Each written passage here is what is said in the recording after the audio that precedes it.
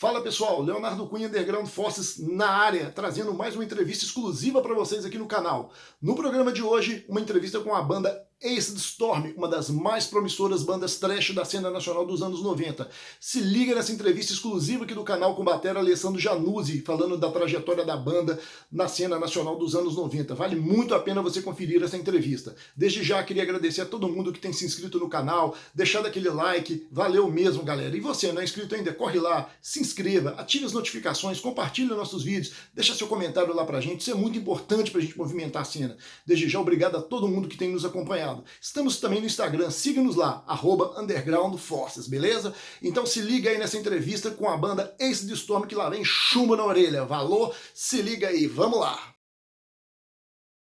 Para começar aí, Alessandro, fale para nós. Vocês começaram a trajetória de vocês na cena nacional com o nome de Exterminator. O Exterminator durou de 1986 até 1989. Fale para nós sobre essa fase da banda. Outra coisa, pode-se dizer que o Exterminator foi o embrião do Acid Storm? E aí, Leonardo, beleza? Obrigado pela oportunidade de participar aqui do Underground Forces. E, bom, contando um pouco da história, né, da gente aí, a gente começou em 86 como Exterminator e essa fase foi até final de 88. Em 89 a gente já tinha o nome batizado a banda, né, como Acid Storm. E esse período de 86 até final de 88 foi importante para a banda porque a gente basicamente descobriu aí nossa identidade musical. No começo a gente tinha bastante influência de bandas de hardcore, por exemplo. O nosso primeiro vocal, que foi o Marcos Goiaba, ele tinha bastante influência de English Dogs. Então nesse momento a gente tinha um pouco essa pegada, assim. A gente começou como um quarteto. E interessante também que a formação contava com uma baixista mulher, né, uma integrante feminina, que era a Patrícia. E foi como eu comentei com você, né, o embrião sim para o Acid Storm e essa descoberta do que a gente viria a fazer aí no futuro. Em 1989, vocês lançam o EP Why Dirt War, fazendo um thrash metal genuíno e que apresentava o Acid Storm à cena nacional. Fale mais sobre esse EP, como foi sua gravação e sua repercussão dentro da cena. Então, em 89 a gente teve a oportunidade, né, de poder realizar um sonho, né, que era gravar um disco, né, pra gente foi um EP, formato vinil, né, e acho que era o sonho de todas as bandas na época que estavam começando. Foi super legal porque foi uma pessoa que apostou na gente, que era o dono da Rock Shirts Live. Ele acabou montando um selo e esse selo na verdade não teve um segmento assim, ele só gravou a gente. Então é uma das coisas que até falam, né, desse EP. Se você vê nos sites de fora tal, tem alguns comentários de que é um EP raro nesse sentido porque a gravadora só teve um lançamento, né? Se a gente ver lá, acho que é RSL001. Então, pra gente foi a porta, né, de abertura para o que a gente queria fazer. A gente gravou em BH, depois eu vou contar um pouco mais sobre isso. E a gente tinha poucas horas, a gente tinha 36 horas para gravar o disco, mas como nenhum de nós tinha entrado em estúdio nenhuma vez, né? Pra gente 36 horas era o céu, né? Um sonho, assim. Então a gente aproveitou bastante dessas 36 horas. Obviamente, né? Naquele formato daquela época, a gente não era profissional, a gente era amador. Então a gente descobriu muita coisa na gravação do disco, no estúdio, com o técnico que era o Gogan, o Silvio Bibica, que trabalhou muitos anos com Sepultura, que foi vocalista do Mutilator. Ele também acompanhou a gente nessa gravação e ajudou bastante. Então eu acho que teve aí alguns fatores que fizeram, né, com que esse EP, cru da forma que ele saiu, fosse de alguma forma uma boa porta de entrada pra gente no cenário, né, do thrash metal nacional. Na época do lançamento do EP Why Dirty War, o Acid Storm tinha em seu line-up Robson Goulart nos vocais, ex-Arpia, e também Chico Conelli no baixo, ex-MX. Com nomes tão conhecidos na cena, você acha que de certa forma isso deu uma credibilidade a mais ao Acid Storm? Então, a formação da gravação do EP, né, na época, tinha no line-up eu na bateria, o Eric na guitarra base e guitarra solo, o Marcos Metal, que foi o fundador da banda, né, lá em 86, como guitarra base, o Chico Comelli no baixo e o Robson no vocal. O Robson, ele, cara, é um vocalista assim bastante conhecido na cena nacional, desde a época que ele teve a oportunidade, né, de gravar um dos discos mais icônicos, né, do metal nacional, que foi o SP Metal. Ele participou do SP Metal 2 com a banda Performance, e depois ele teve uma banda muito legal que chamava Destroyer. Ele participou do Arpia, e a gente conhecia, né, o Robson, né, da cena, e através dele também foi que a gente conseguiu o contato com o selo, né, com a Rock Church Live, para poder gravar. No caso do Chico, o Chico começou, na verdade, com a gente, né? Ele começou antes com Acid Storm e depois ele foi pro MX. O Chico vinha de uma banda chamada Angel, onde eles participaram de uma coletânea da Rock Brigade, que tinha Angel, tinha Minotauro, não me recordo as outras bandas agora, mas o Chico vem dessa época, né?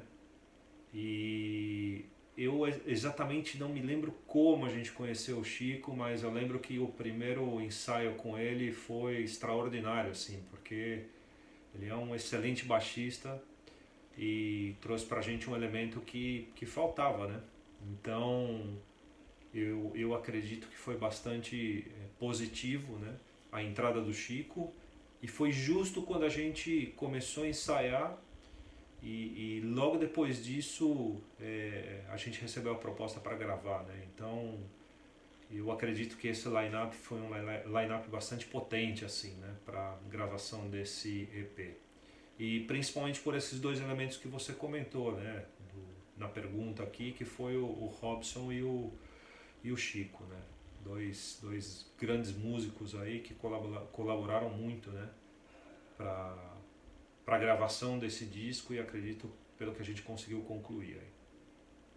Já em 1991, com uma nova formação, é lançado o álbum Biotronic Genesis, onde vimos um Acid Storm com uma sonoridade mais sólida e consistente. Biotronic Genesis tem uma produção bem superior ao EP We Dirty War. Fale para nós aí sobre esse álbum e sua gravação. O Biotronic Genesis foi marcado por várias coisas aí, né?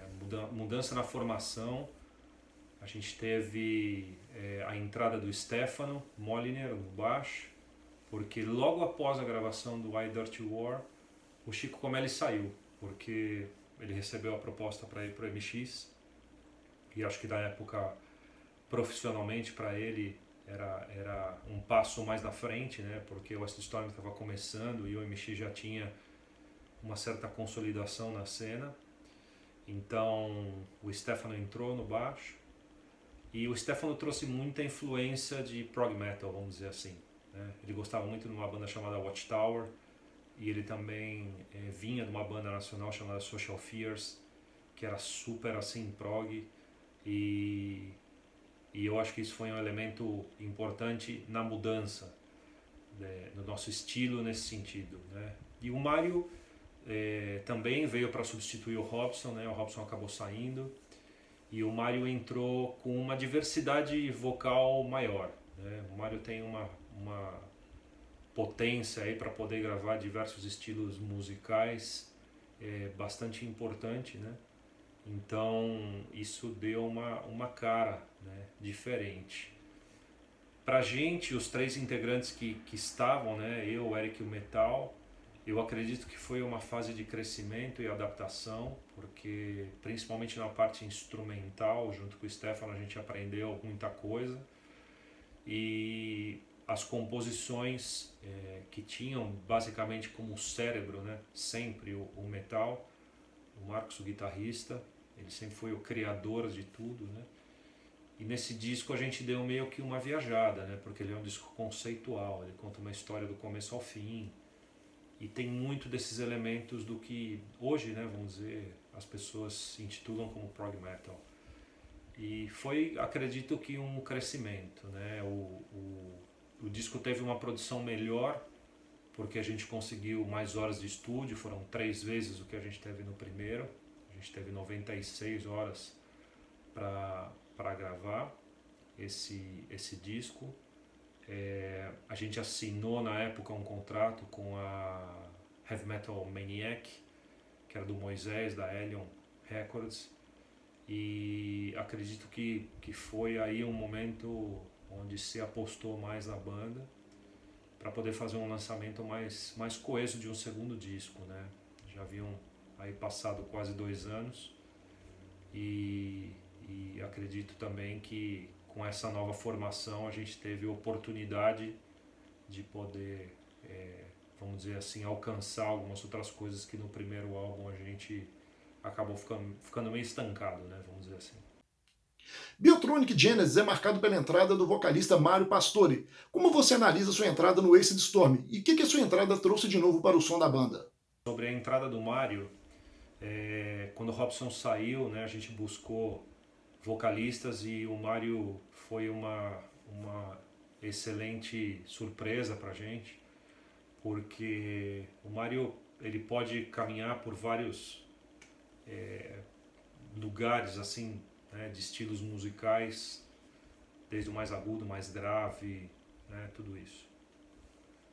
Eu acredito que para quem conhecia a banda, alguns passaram a gostar mais, outros deixaram de gostar, porque é um pouco parecido, não sei, o Iron Maiden, você tinha o Paul Di'Anno, depois vem o Bruce Dickinson, então é um pouco essa relação, né, que eu faço das diferenças vocais, não em relação às bandas, né, óbvio, mas em relação às diferenças vocais.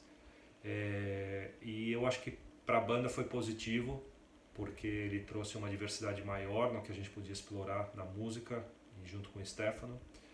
E eu acredito que o grande elemento, né, que isso conseguiu formar foi a questão de um estilo, né? Porque sem saber a gente começou a fazer parte do que hoje, como eu comentei, é chamado desse prog metal, né?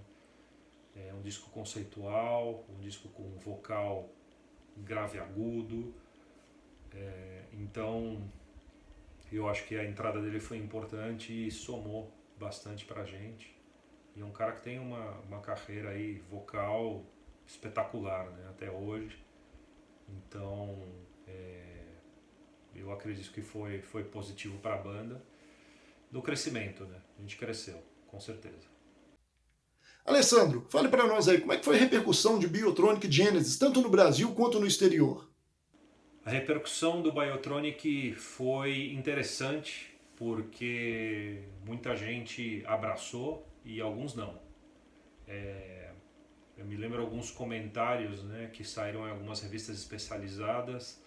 Então, se a gente vai para um lado, obviamente, mais especializado no heavy thrash metal, como a Brigade, por exemplo, eles apoiaram bastante, né, o lançamento desse disco, o resultado, a nossa ideia. Ao mesmo tempo, uma revista como a Bis, né, onde a gente teve um comentário ali um pouco maldoso, vamos dizer assim, falando bem da parte instrumental e mal da parte vocal, né? Então a gente passou a receber esse tipo de, vamos dizer, ups and downs aí, né? De comentários. Mas eu acredito que a maioria das pessoas gostaram e também a gente criou um público cativo no ABC, porque como o Stefano e o Mário eram do ABC e a gente fazia bastante show por lá, a gente criou um público cativo por lá e eu acho que isso fez crescer bastante a banda nesse momento do Biotronic. Muita gente colocou atenção na questão da gravação, na questão das músicas. Uma música como Star Lost, que é uma música longa, né, a última música do disco, acabou chamando bastante atenção, né, das pessoas, né, e quem, vamos dizer, nesse momento estava no meio da crítica, né, Então a maioria foi positiva. A maioria foi positiva. E essa questão do Andrés, cara, de verdade eu não lembro. Eu me lembro de alguma coisa que alguém do Sepultura, né, tinha de alguma forma ajudado a gente, mas eu de verdade não lembro. Porque as pessoas do Sepultura que eu tive contato, né, na época, e digo, na época, começo aí dos anos 80, né, uma vez eu fui para casa do Max lá em BH, porque o Marcos Metal, ele conhecia a galera do Sepultura de muitos anos, né, então eu tive contato com eles, eu até hoje tenho contato assim mais com o Paulo. E o Andrés eu não cheguei a conhecer ele pessoalmente, de conversar, nada. Então, cara, assim, se aconteceu eu não sei. Mas eu sei que alguma coisa aí nesse meio, na questão da gravação e divulgação, se enrolou. Mas exatamente o que foi, eu não sei.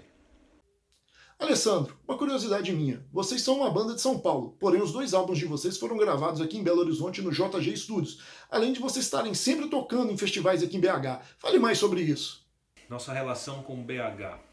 Para explicar um pouco, na época, quem era de São Paulo, tinha banda em São Paulo, cara, via BH como meio sonho, assim, sabe?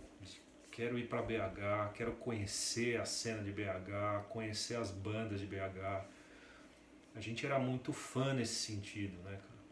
Porque para mim, pessoalmente, é incontestável, né, a questão de que o metal pesado de alguma forma nasceu ali, né? Seja pelo Sepultura, pelo Sarcófago, Mutilator, Chacal, Holocausto, cara, Overdose de alguma forma. Então, né, assim, é uma raiz incontestável. Então a gente era muito fã, cara. E quando veio a proposta de gravar, o Marcos Metal, essa é uma parte da história interessante, né? Ele morou em São Paulo, mas ele morou muitos anos em BH. Inclusive, quando ele morou em BH, ele vinha todo final de semana para São Paulo para a gente ensaiar, né? De busão, 9 horas de ônibus. Chegava sábado de manhã, a gente ensaiava fim de semana e ele ia embora na segunda-feira de manhã. Fez isso por anos, né? E ele, como eu comentei, ele tinha muito contato com a galera do Sepultura, com a galera de BH. Se você pegar o encarte do Morbid Visions, tem uma foto 3x4 no encarte do Morbid Visions que é ele, né? E a galera escolheu a foto dele para colocar lá. E ele tinha muita amizade, né, com esse pessoal. Então BH acabou sendo um pouco parte assim da nossa história, né? E quando veio a oportunidade de gravar, o Metal comentou, né, com o dono da Rock Shirts, da gente gravar em BH, no JG, porque era basicamente o estúdio que plantava a semente, né, das bandas. Uma banda como Avalon, por exemplo, de Piauí, né, gravou o primeiro split lá, né, no JG. E o Gauguin era a mesa de som, né, de todas as bandas, né? Então o dono da Rock Shirts acabou aceitando, né? A gente foi gravar em BH e foi mágico, cara, porque a gente conheceu muita gente, né? Eu me lembro, porra, de altos rolês com o Silvio Bibica.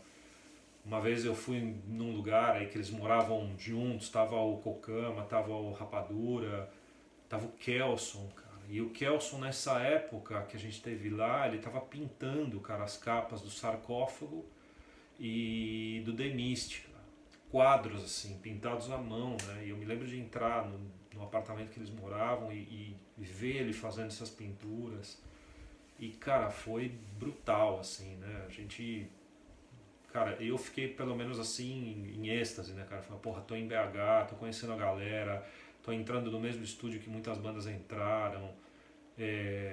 Então a gente tinha um carinho muito grande, cara, por lá. E a questão dos shows, né, de fazer os shows lá, eu acho que muito por isso também, né? A gente acabou sendo uma banda meio que metade paulista e metade BH também, mineira, né? Pelo fato do metal morar lá, conhecer muita gente. A gente tocou no DCE da PUC, a gente tocou no ginástico e fez acho que 2 ou 3 shows no ginástico do caralho, assim, com Dorsal, com Demystia, com Genocídio, Calvary Death, puta, muita banda legal, assim, né? Tocou no DCE com o Butcher e, cara, assim, uma relação muito boa com eles, cara. Sempre gostei muito da galera de BH e a banda, né, sempre teve esse carinho e, puta, a gente basicamente fez de lá como parte do nosso headquarter, né?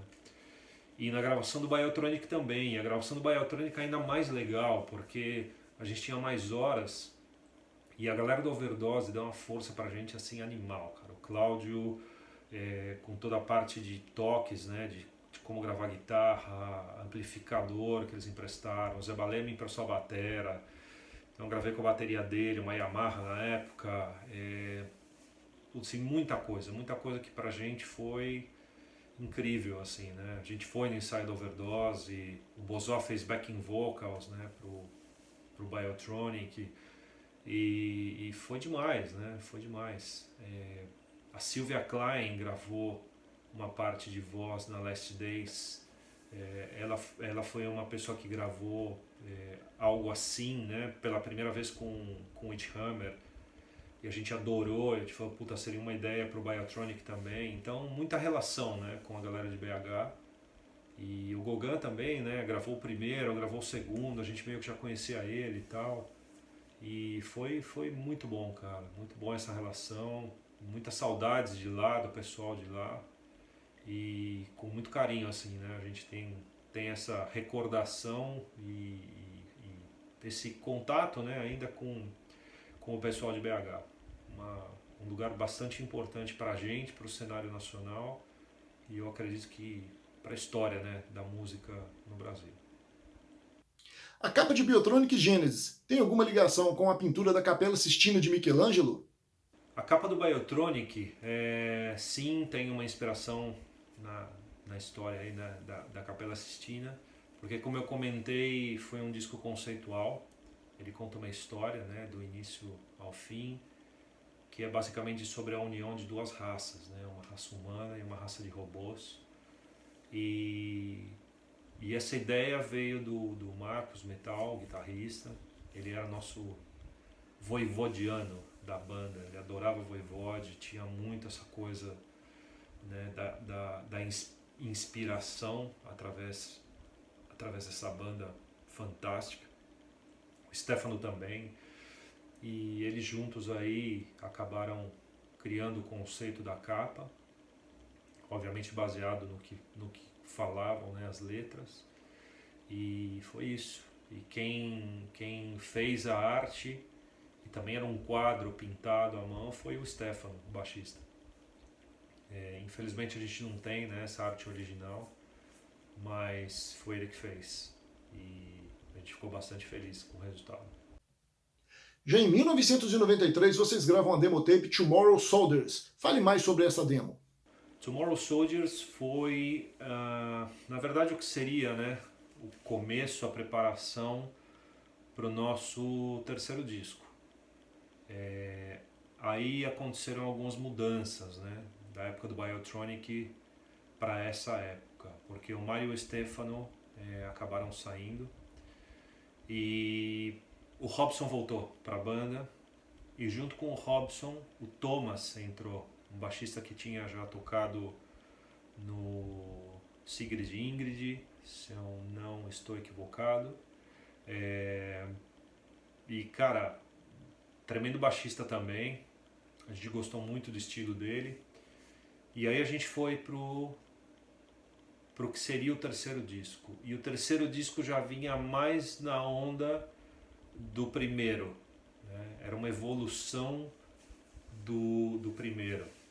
Então, cara, a gente estava muito contente com como as músicas vinham se construindo, né? E a gente gravou essa demo com 3 músicas e ela foi muito bem recebida, cara. Essa demo foi divulgada pelo mundo inteiro, assim, a gente teve comentários bastante positivos, inclusive das pessoas que tinham essa expectativa de ver o West Storm regressando de uma forma, vamos dizer, um pouco mais agressiva, né? Acabaram ficando bastante na expectativa. E fora essas 3 músicas, a gente tinha mais músicas, né? Que a gente vinha ensaiando. Cara, e eu posso dizer que era numa pegada assim, muito animal, né? E comigo foi o último registro, né? Do West Storm. Essa formação, que era eu, o Eric, o Marcos Metal, o Robson e o Thomas no baixo. Alessandro, vocês que participaram da cena dos anos 80 e 90, façam um comparativo com a atual cena nacional e a cena dos anos 80 e 90. Bom, a cena dos anos 90, eu particularmente gostava mais. Não tinha internet, né? Não estou dizendo que a internet é ruim, eu acho que a internet, quando você sabe usar os recursos, ela é muito boa.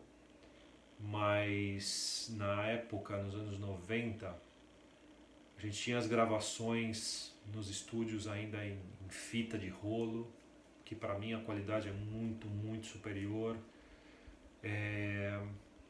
A gente tinha esse lance de gravar as fitas para mandar para o mundo inteiro.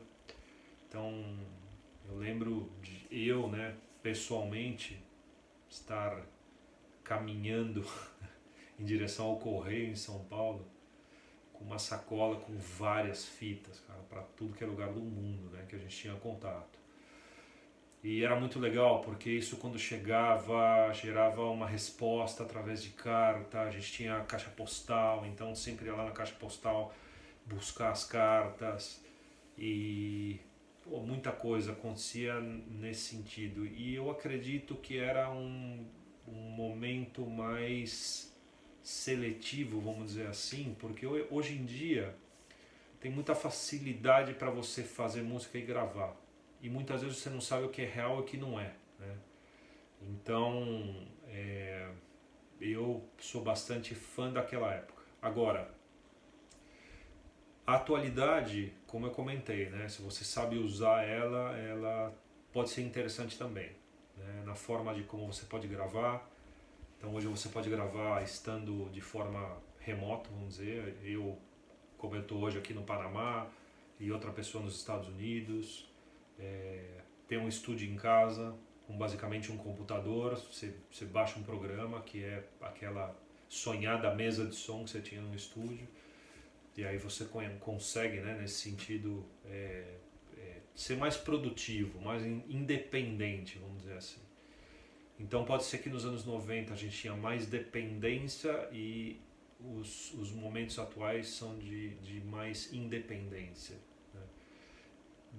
Lado bom e ruim, mas eu acho que é um pouco da galera veiaca, né, daquela época, de ter muita paixão pela forma como acontecia, né? Mas eu sou a favor dos 2 momentos. É saber como utilizar tudo que a gente tem hoje de recurso nesse mundo moderno, sem ficar louco. Alessandro, fale aí pra nós, o que aconteceu que o Acid Storm não estourou? Afinal de contas, a banda tinha um público muito forte e bastante reconhecimento por parte da mídia. Qual é a sua opinião sobre isso? A razão pelo Acid Storm não ter estourado, vamos dizer assim, eu acho que são várias, né? Uma delas eu atribuo a questão das mudanças de formação. Quando uma banda tem muita mudança de formação, acaba perdendo um pouco a credibilidade do público, né? Eu acredito. Então, esse é um fator. O outro fator foi que nenhum de nós, uns mais, outros menos, a gente levou a banda como uma profissão, né? E eu acho que aí no mundo do metal existem vários excelentes exemplos, né, de gente que apostou sua vida na banda. E eu acredito que a chance de acontecer quando você faz isso é grande, né? Um exemplo, obviamente, é a Sepultura, mas a gente tinha, vamos dizer, talvez medo pelos compromissos que a gente tinha, situação econômica de cada um, né? Ninguém era rico, ninguém tinha grana, ao contrário, a gente dependia de um trabalho para poder se sustentar, ajudar a família. Então a banda era como um 25% do que a gente poderia chamar mais profissional, que era o investimento do nosso fim de semana, aí sim, completo. Seja tocando, seja ensaiando, seja gravando, divulgando. Puta, aí sim a gente metia a cabeça assim com tudo. E conforme foram passando os anos, né?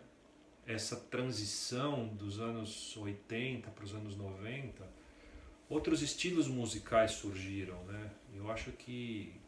Eu acredito, né, que a questão do movimento grunge haver surgido no mundo trouxe na cabeça de algumas pessoas a oportunidade de chegar lá, né? Então muitas bandas mudaram de estilo, muitas bandas apareceram, movimento grunge, movimento alternativo, depois no metal, assim, um montão de coisas que fez com que o thrash metal naquela época fosse um pouco pisoteado, assim, né?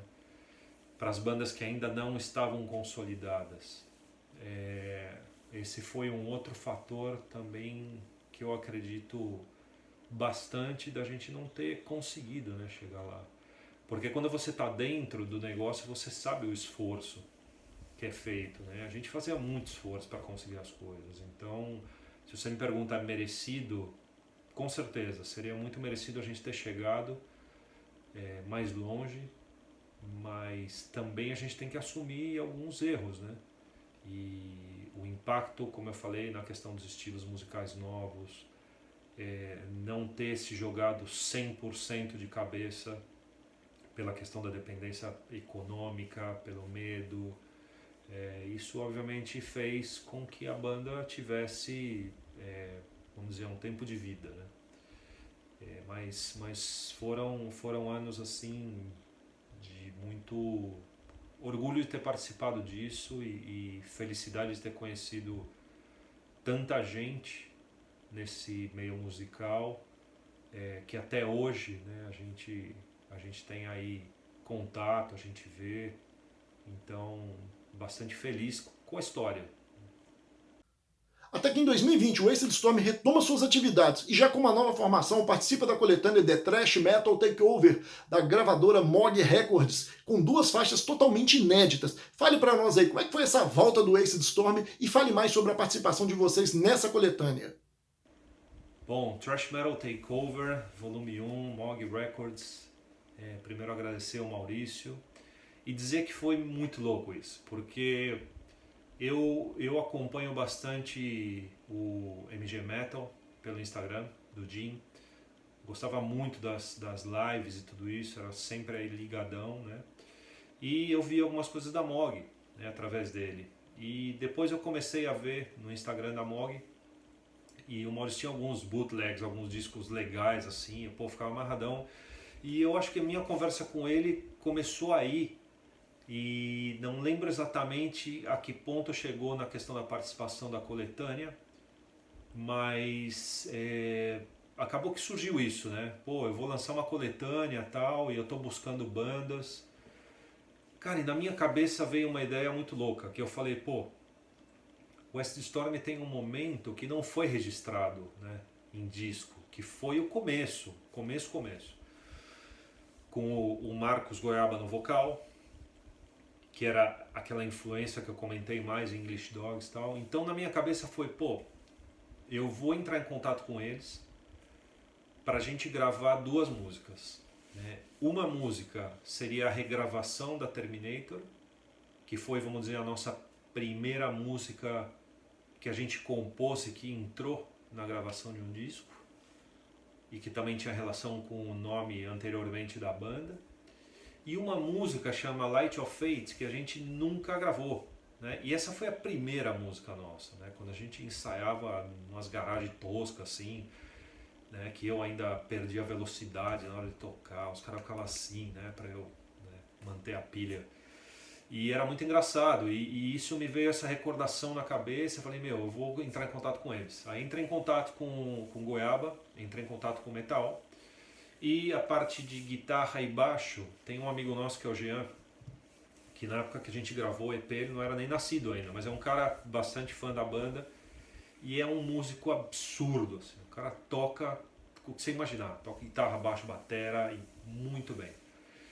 E eu sempre em contato com ele e tal, e eu falei, pô, que legal, vou dar essa oportunidade, né, pra ele. Conversei com o Jean, falei, Jean, você tá afim de gravar essas músicas tal, guitarra, a gente precisa de alguém que grave guitarra e baixo tal. E ele falou, pô, vambora, né. E cara, foi louco, porque cada um num país, né?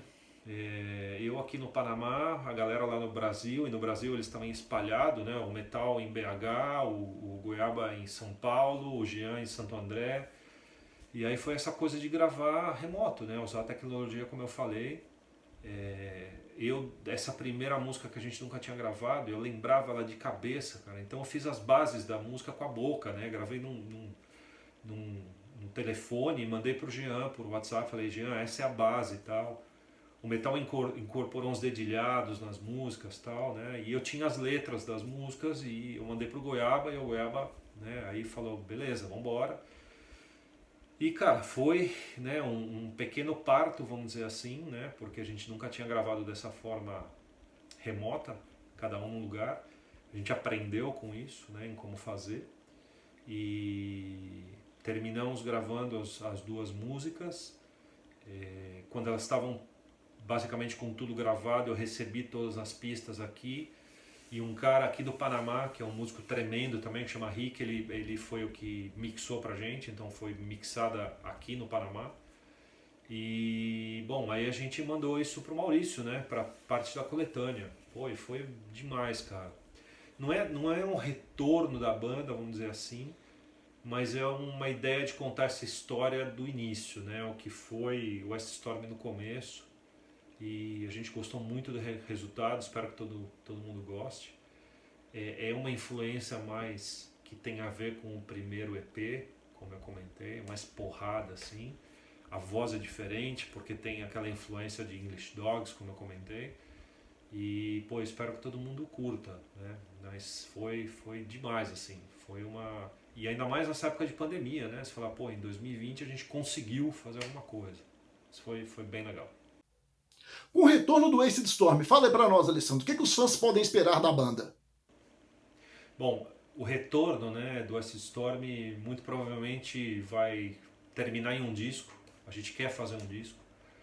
Agora, a questão da pandemia tem colocado um freio aí considerável, né? Porque com essa coisa dos lockdowns, seja aqui no Panamá, no Brasil, muito forte.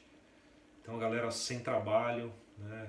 A gente, como eu falei, ninguém vem de nenhuma família que tenha grana, ao contrário, todo mundo depende de trabalho.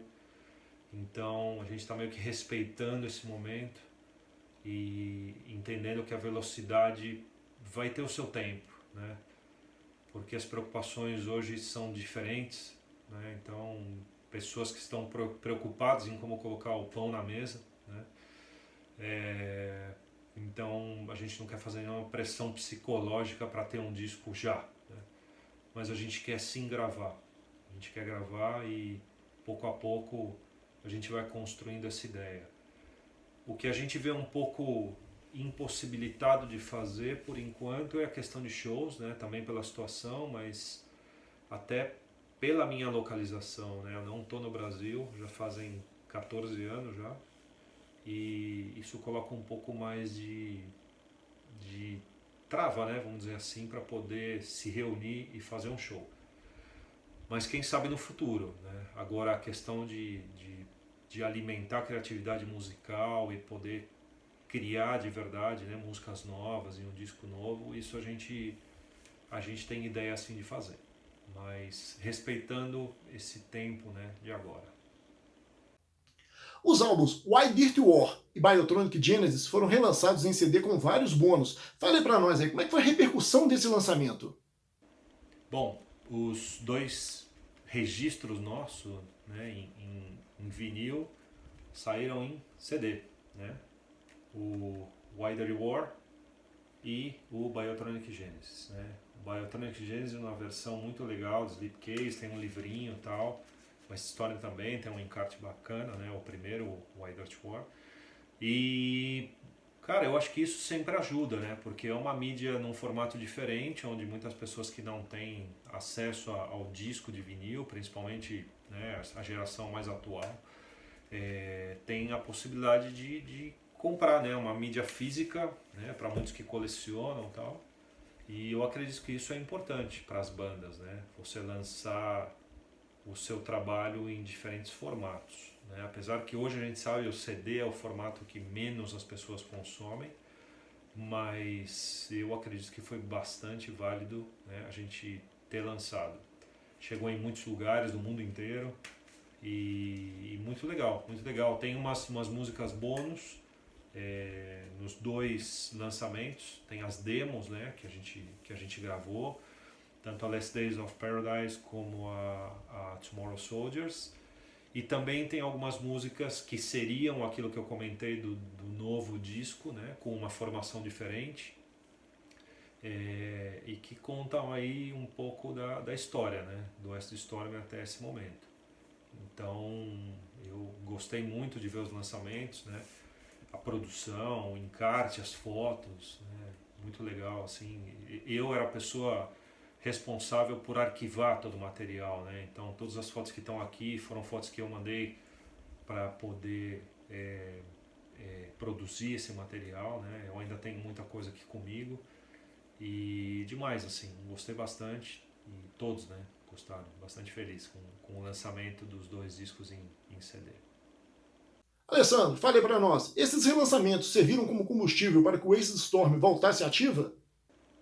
Os relançamentos dos CDs não têm relação com essa volta agora em 2020, né? Até porque os CDs foram relançados há alguns anos atrás e essa volta agora em 2020 tem a ver com produzir algo de uma forma que a gente nunca tinha produzido e tirar um pouco a cabeça dessa noia, né, durante a pandemia.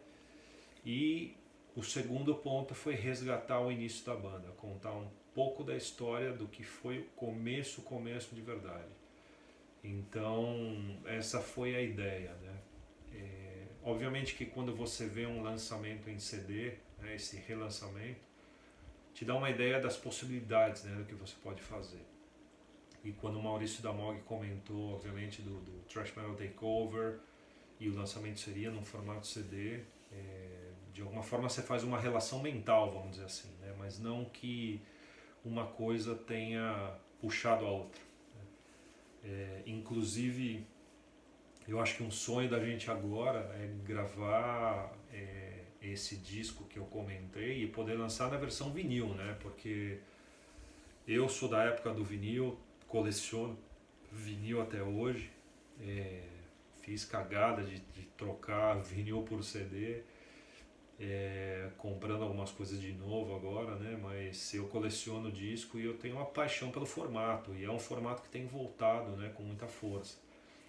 E é aquela coisa, né? Se lançar um bolachão é demais. Então a ideia aí para o futuro seria ter esse registro que a gente quer fazer em disco de vinil, né, também. Não exclui a possibilidade do CD e obviamente conta também com as plataformas, né, virtuais que hoje são muito presentes, né? A gente precisa pensar em tudo aí, né, esse pacote completo, beleza? Alessandro, valeu mesmo. Desde já queria lhe agradecer por ceder uma parte do seu tempo para responder aí a nossa entrevista. Brigadão mesmo, meu irmão. E deixa sua mensagem final aí aos fãs do Acid Storm e aos seguidores aqui do canal Underground Forces. Bom, Leonardo, eu queria agradecer a você e a todas as pessoas que seguem aí o canal Underground Forces.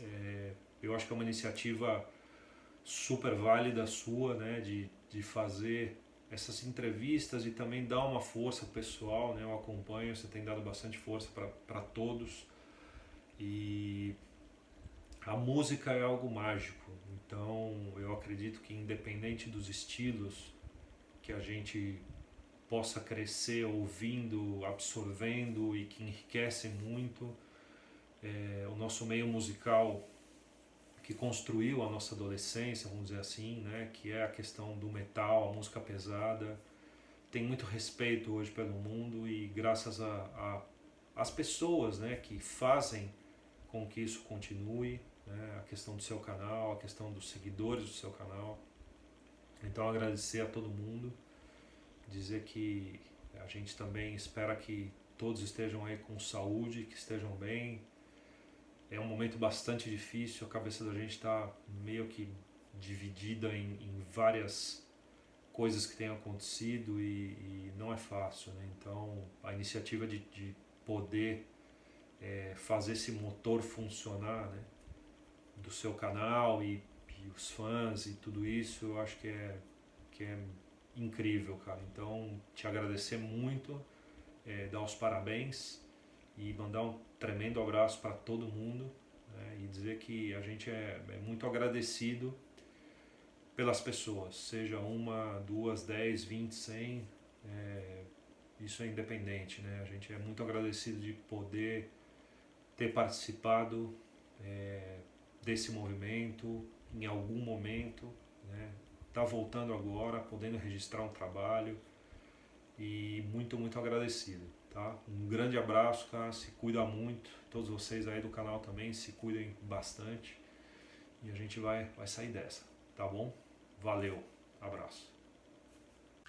Bom, pessoal, essa aí foi mais uma entrevista exclusiva aqui no Underground Forces, dessa vez com a banda Acid Storm com batera Alessandro Januzzi. Valeu mesmo, meu irmão, tamo junto aí. E aí, curtiu a matéria? Já é inscrito no canal? Deixa aquele like lá pra gente, compartilha os nossos vídeos, beleza? Muito obrigado. Não é inscrito ainda? Corre lá, se inscreva, ative as notificações, compartilhe os nossos vídeos, manda uma mensagem aí pra gente, utilize esse espaço que é seu, meu muito obrigado. Estamos também no Instagram, siga-nos lá, @undergroundforces. É isso aí, pessoal, essa aí foi a nossa matéria da semana com a banda Acid Storm. Espero que vocês tenham curtido. Mais uma vez, fiquem em casa, se cuidem, beleza? Até semana que vem com mais um vídeo exclusivo aqui no Underground Forces. Até lá e stay heavy!